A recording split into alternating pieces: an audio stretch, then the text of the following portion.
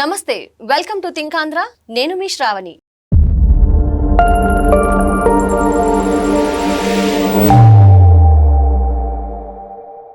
ప్రస్తుతం మనతో పాటు ఉన్నారు మాణిక్ గారు. మాణిక్ గారు నమస్తే అండి. నమస్తే. మాణిక్ గారు, వైఎస్ రాజశేఖర రెడ్డి గారు కానీ అలాగే వైఎస్ జగన్మోహన్ రెడ్డి గారు కానీ అధికారంలో ఉన్నప్పుడు రాయలసీమ అనే మాట వాళ్ళ నుంచి పెద్దగా వినిపించదు. కానీ అధికారం ఎప్పుడైతే పోయిందో వాళ్ళ నోటి నుంచి ప్రతిసారి రాయలసీమ వెనకబడింది, రాయలసీమను పట్టించుకోవట్లేదు, మరీ ముఖ్యంగా చంద్రబాబు నాయుడు గారిని రాయలసీమ ద్రోహి అని ప్రొజెక్ట్ చేయడానికి చాలా ట్రై చేస్తున్నారు ఈ మధ్య. అంటే అధికారంలో ఉన్నప్పుడు డెవలప్మెంట్ కోసం, అంటే వాళ్ళ సొంత నియోజకవర్గాలు అక్కడే ఉన్నాయి, అయితే దాని డెవలప్మెంట్ కోసం ఏ మాత్రం ట్రై చేయని వీళ్ళు అధికారం పోయిన తర్వాత ఎందుకు రాయలసీమ జపం చేస్తున్నారు అనుకోవచ్చు. అదే విధంగా ఒకవేళ నిజంగా వాళ్ళకి రాయలసీమ మీద అంత ప్రేమ ఉంటే వాళ్ళ అధికారంలో ఉన్నప్పుడు రాయలసీమ అభివృద్ధి కోసం ఏం చేశారు, ఇప్పుడు కూటమి ప్రభుత్వం రాయలసీమ అభివృద్ధి కోసం ఏం చేస్తుంది? రాయలసీమ విషయంలో నిజంగా వైఎస్ఆర్సీపీకి కన్సర్న్ ఉందా, టీడీపీకి ఉందా, అంటే కూటమి ప్రభుత్వం ఉందా అనేది మనం ఒకసారి పరిశీలిస్తే ముఖ్యంగా వాళ్ళు చంద్రబాబు నాయుడు గారిని టార్గెట్ చేసి మాట్లాడుతున్నారు కదా. దానికి కారణం తాజాగా తెలంగాణ అసెంబ్లీ సాక్షిగా రేవంత్ రెడ్డి గారు ఆయన పొలిటికల్ రాజకీయంలో భాగంగా, అంటే నెక్స్ట్ ఎన్నికలకు కూడా ప్రజలను గెలిపించాలన్న ఉద్దేశంతోనో మరి ఇంకేదో కానీ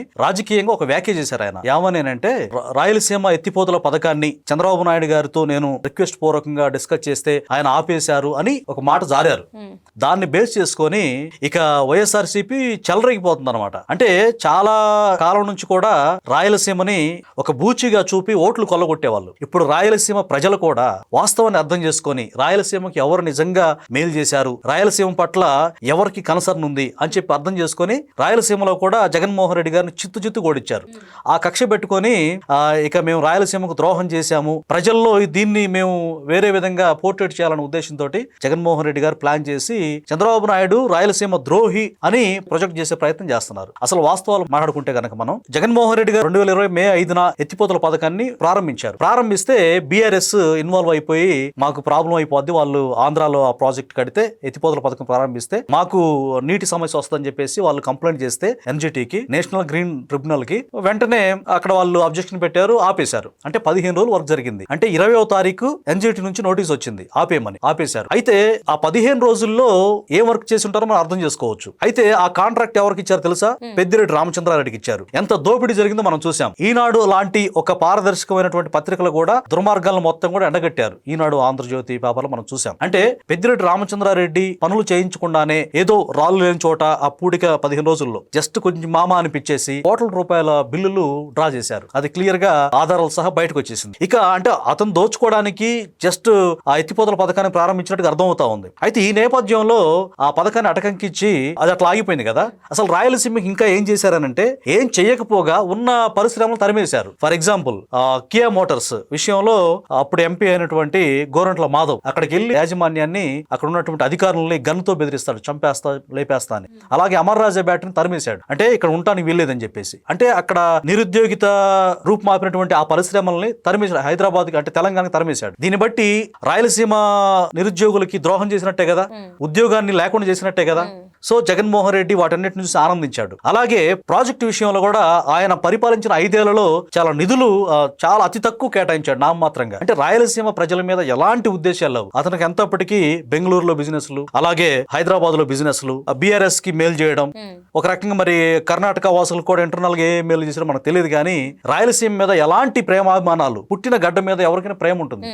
సో ఆ ప్రేమ అనేది లేకుండా జగన్మోహన్ రెడ్డి గారు రాయలసీమ ప్రజల్ని ఏమాత్రం పట్టించుకున్న పాపాను పోలేదు. అంటే వీళ్ళు ఇలా పట్టించుకోకపోవటానికి రీజన్స్ ఏమని అనుకోవాలండి? అంటే అక్కడ ఒక ఉద్యోగ కల్పన చేయలేకపోవటానికి కానీ, ఓకే వ్యవసాయం పరంగా చూస్తే వాటర్ ఇష్యూ ఉంది కాబట్టి మనం అనుకోవచ్చు, కానీ ఒక పరిశ్రమలు తీసుకురావడానికి కూడా ఇంట్రెస్ట్ చూపించకపోవడం, వాళ్ళని డెవలప్ చేద్దామన్న ఆలోచన ఇన్ని తరాలుగా కూడా రాకపోవడానికి కారణం ఏమంటారు? మంచి ప్రశ్న అడిగారండి. అక్కడ డెవలప్ అయితే ప్రజలు ఒక అవేర్నెస్ వస్తుంది, గొప్పగా విద్య, ఉపాధి అన్ని కల్పిస్తే వాళ్ళు చక్కగా డెవలప్ అవుతారు. అక్కడ ఒక పాలేగాల రాజ్యాన్ని తయారు చేశాడు జగన్మోహన్ రెడ్డి గారు, వాళ్ళ నాన్న రాజశేఖర రెడ్డి గారు అనేది అక్కడ ప్రజలే చెప్తా ఉంటారు. సో డెవలప్ అయితే గనక ఆటవిక సంస్కృతి ఉండదు, అంటే ఫ్యాక్షనిజం ఉండదు. వాళ్ళకి కావాల్సింది ఫ్యాక్షనిజం కావాలి. అక్కడ పగలు, ప్రతీకారాలు, కులాల మధ్య, మతాల మధ్య గొడవలు పెట్టేసి రాజకీయ లబ్ధి పొందడానికి డెవలప్ కానీ లేదు.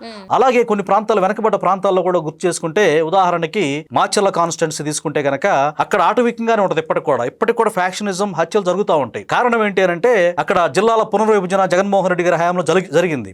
అయితే అక్కడ నిజమైనటువంటి పల్నాడు అయినటువంటి జిల్లా కేంద్రం కేటాయించాలనుకున్నప్పుడు మాచర్ల కేటాయించాలి, లేకపోతే గురజాల కేటాయించాలి, మహా అయితే పిడుగురాల ఆ ప్రాంతంలో కేటాయించాలి. అసలు పల్నాడుతో సంబంధం లేని నర్సాపేటలో జిల్లా హెడ్ క్వార్టర్ పెట్టారు.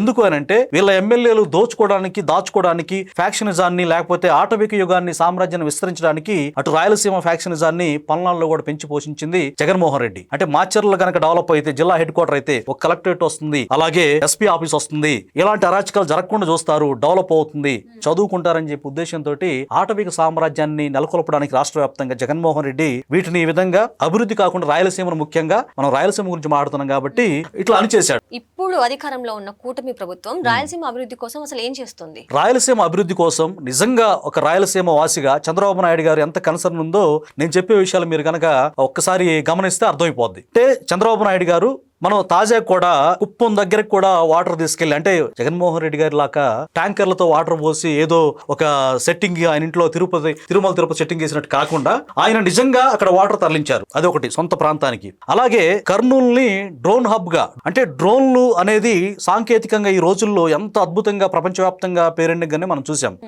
రాయలసీమ మీద ఉన్నటువంటి ఆయనకున్న ప్రేమ గురించి మాట్లాడుతున్నాం కాబట్టి మరి కర్నూలు, అక్కడ నుంచి అనేక మంది వలస వెళ్తా ఉంటారు రాయలసీమ ప్రాంతం నుంచి. అక్కడ యువతకి ఉద్యోగాలు ఉండాలి, అది డెవలప్ చెందాలని చెప్పేసి అన్ని ప్రాంతాలు డెవలప్ చేస్తూ కర్నూలులో డ్రోన్ సిటీ లాంటిది పెట్టి అక్కడ అద్భుతంగా డ్రోన్ సిటీ తయారు చేసి అక్కడ డెవలప్ చేస్తా ఉన్నారు. అలాగే అనంతపురంలో కియా మోటార్స్ మనకు తెలిసిందే, అక్కడ అది మొత్తం కూడా ఎక్స్టెన్షన్ చేసి ఇంకా ఉద్యోగుల్ని నిరుద్యోగితను రూపుమాపి ఉద్యోగుల్ని పెంచే విధంగా ఆయన బాధ్యతలు తీసుకున్నారు. అంతకుముందు కియా మోటార్స్ ని ఏ విధంగా గోరంట్ల మాధవ్ బెదిరించాడో మనం చూసాం. తర్వాత కడపలో కొప్పర్తి అనే ప్రాంతంలో, అంటే రాయలసీమ గుండెకాయ లాంటిది జగన్మోహన్ రెడ్డి గారి సొంత జిల్లా, చంద్రబాబు నాయుడు గారు కడప ప్రాంతాన్ని కూడా, ఇది నా జిల్లా కాదనుకోకుండా కడపలో కూడా కొప్పర్తి ప్రాంతంలో అంటే ఎలక్ట్రానిక్ డివైజెస్ కి పెద్దపీట వేసి ఎలక్ట్రానిక్ హబ్ గా అక్కడ ఎలక్ట్రానిక్ విప్లవం తీసుకొచ్చే విధంగా ఆయన డెవలప్ చేస్తా ఉన్నారు. అలాగే మరోపక్క అంటే తిరుపతి, శ్రీశైలం, అహోబిలం ఇలాంటి అంటే పుణ్యక్షేత్రాలు ఎక్కువ మన ఆంధ్రప్రదేశ్ లో తాత్విక చింతన, అంటే తెలుగు ప్రజలకు కూడా దైవ చింతన ఎక్కువ. అక్కడ అద్భుతంగా వాళ్ళకి అంటే భక్తులు రావడానికి అన్ని ప్రాంతాల నుంచి ప్రపంచవ్యాప్తంగా భక్తులు వస్తూ ఉంటారు అక్కడికి. అందుకని వాళ్ళకి రవాణా సౌకర్యం కానీ, రోడ్లు కానీ అద్భుతంగా ఆధ్యాత్మిక చింతన తీర్చుకోవడానికి ఒక రకంగా టూరిజం ఏ విధంగా డెవలప్ చేస్తున్నారో చూసాం. అలాగే ఆధ్యాత్మిక క్షేత్రాలను కూడా డెవలప్ చేస్తూ తద్వారా ఆదాయం రావడం, ఆ ప్రాంతాలు డెవలప్ అవడం. అంటే ఈ విధంగా రాయలసీమ ఏంటి, ఇటు ఉత్తరాంధ్ర ఏంటి, గూగుల్ డేటా సెంటర్ కావచ్చు, మొన్న తాజాగా భోగాపురం ఎయిర్పోర్ట్ కావచ్చు, అంటే ఇట్లా ఈ రకంగా ఒక ప్రాంతం లేదు. అమరావతి డెవలప్మెంట్ కావచ్చు, ఉత్తరాంధ్ర కావచ్చు, అలాగే రాయలసీమ కావచ్చు, అన్ని ప్రాంతాలను సమపాలలో అభివృద్ధి చెందిస్తూ పరుగులు తీస్తుంటే ఈ రోజు దేశ ప్రధానమైనటువంటి మోడీ గారు కూడా చంద్రబాబు నాయుడు గారిని, లోకేష్ గారిని అప్రిషియేట్ చేస్తా ఉంటే వీళ్ళు జలసితోటి అక్కస్తో రగిలిపోతూ గుడ్డ కాల్చి మేదేశారంటారు పాత సామెత. అయితే ఆ రకంగా వీళ్ళు గుడ్డగాల్చి మేదేస్తూ రోజా కూడా మొన్న ఇష్టానుసారంగా నోరు పారేసుకుని మాట్లాడింది. చాలా తప్పు. అంటే ఎవరినో జైల్లో ఉంటే సందర్శించడానికి వెళ్ళి ఆ పని చూసుకోకుండా నేను రాయలసీమ వాడిని అంటూ చంద్రబాబు నాయుడు గారిని ఏకవచనంగా చాలా గర్వంతో మాట్లాడింది. ఆవిడ గర్వం ఓడిపోయినా కానీ తగ్గలేదు. ఇంత అహంకారమే వాళ్ళకి అపజయానికి కారణం గుర్తించట్లేదు. అన్ని ప్రాంతాలని సమానంగా అభివృద్ధి చేస్తున్నటువంటి చంద్రబాబు నాయుడు గారి మీద అక్కసి ఎల్లబోకుండా తప్పితే మరొకటి ఏమీ లేదు. చంద్రబాబు నాయుడు గారి అభివృద్ధి పనులు ఇప్పుడు మనం క్లియర్ కట్ గా జరిగినాయి అంటే వాస్తవాలని మనం డిస్కస్ చేసే ప్రయత్నం చేశాం. అంటే ఇది ప్రజలు మనం చెప్పడం కాదు, ప్రజలు వాస్తవాలను గమనిస్తా ఉన్నారు. రేపటి రోజున వాళ్ళకి ఆ 11 కూడా రాకుండా చేసుకునేటువంటి పరిస్థితి, వాళ్ళ నోటి దోలే వాళ్ళకి ఆటంకంగా మారిందని దాంట్లో ఎలాంటి సందేహం లేదనమాట. థ్యాంక్ యూ మాణిక్ గారు. Thank you.